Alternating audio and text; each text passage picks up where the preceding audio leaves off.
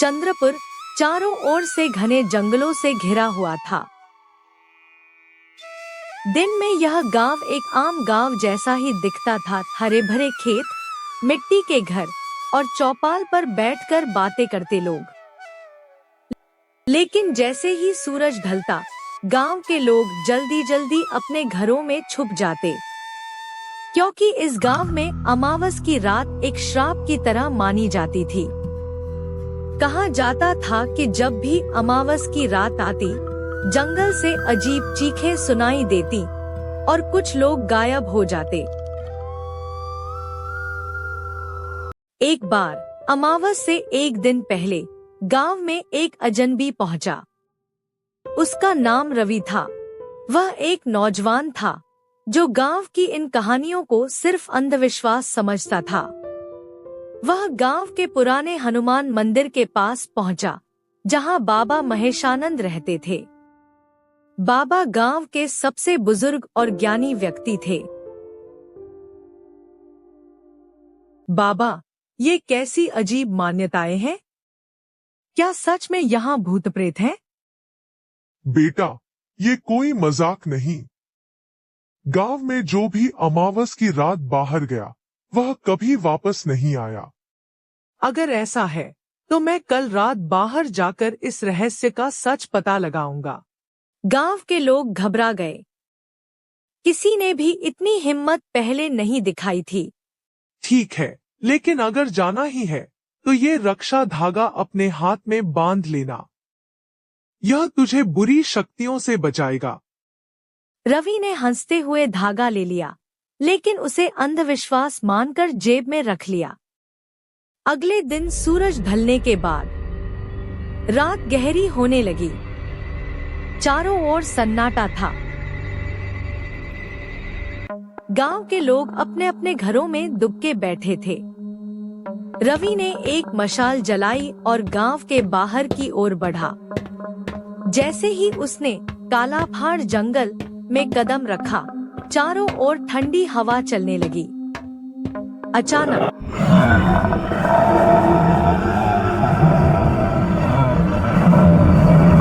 रवि थोड़ा डर गया।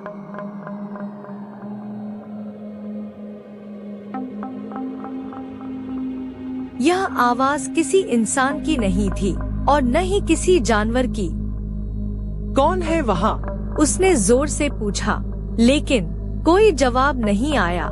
तभी अचानक से झाड़ियों के पीछे हलचल हुई। उसने मशाल की रोशनी वहां डाली तो उसे लगा कि किसी की लाल चमकती आंखें उसे घूर रही हैं। अचानक हवा में एक खौफनाक गूंज उठी। रवि का दिल तेजी से धड़कने लगा। रवि ने जैसे ही आगे कदम बढ़ाया, उसे लगा कि वह किसी दूसरी ही दुनिया में आ गया है।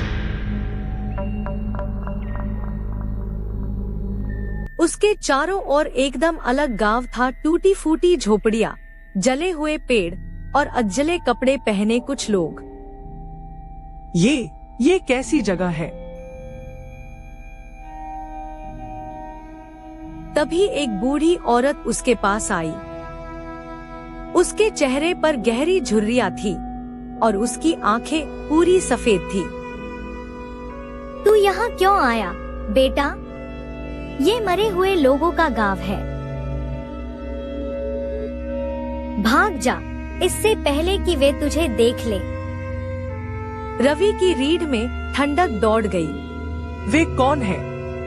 लेकिन जवाब देने से पहले ही हवा में जोरदार गूंज उठी। तुम्हें नहीं छोड़ेंगे, कोई भी नहीं बचेगा। पूरा गांव कांप उठा। झोपड़ियां हिलने लगी। चारों ओर से काले धुएं जैसी आकृतियां निकली, जिनकी आंखें अंगारे जैसी जल रही थी। रवि को महसूस हुआ कि उसके शरीर में अजीब सी बेचैनी हो रही है। उसकी जेब में रखा बाबा का रक्षा धागा हल्का गर्म होने लगा। तभी उन भूतिया आकृतियों में से एक आगे आई। वह एक आदमी की आत्मा थी, जिसका चेहरा बुरी तरह जला हुआ था। तू जिंदा है?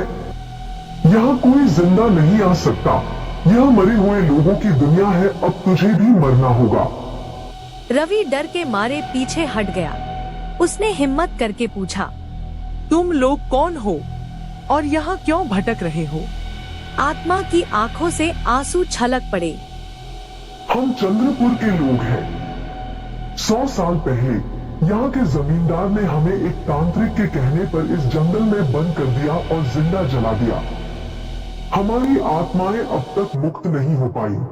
हर अमावस की रात हम जीवित आत्मा की तलाश में भटकते हैं ताकि कोई हमें मुक्ति दिला सके। रवि को समझ आ गया कि गांव वालों की गायब होने की कहानियां सच थी। रवि ने तुरंत बाबा का धागा निकाला और मंत्र पढ़कर उसे हवा में लहराया। तभी बाबा की आवाज हवा में गूंजी, नमः शिवाय। जो पवित्र आत्माएं हैं वे मुक्त हों और जो अशुद्ध हैं वे भस्म हों। अचानक एक जोरदार चीख गूंजी। काली आकृतियां दर्द से चीखने लगी।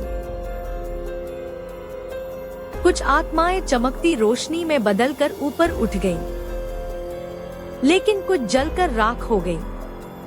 रवि ने देखा कि जलने वाली आत्माएं वही थी जो गांव में लोगों को नुकसान पहुंचाती थी। कुछ ही पलों में सब शांत हो गया। जंगल की हवा फिर से हल्की हो गई। अगले दिन रवि गांव लौटा और गांव वालों को सारी बात बताई। बाबा ने उसे गले लगाया और कहा, बेटा, तूने जो किया वह कोई और नहीं कर सकता था।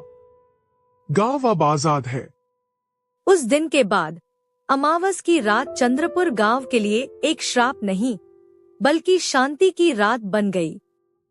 लेकिन रवि जब घर लौटा तो उसने अपनी जेब में एक जली हुई उंगली पाई और उसके कानों में वही भयानक आवाज गूंजी। कहानी अभी खत्म नहीं हुई रवि, अगली अमावस को हम फिर मिलेंगे।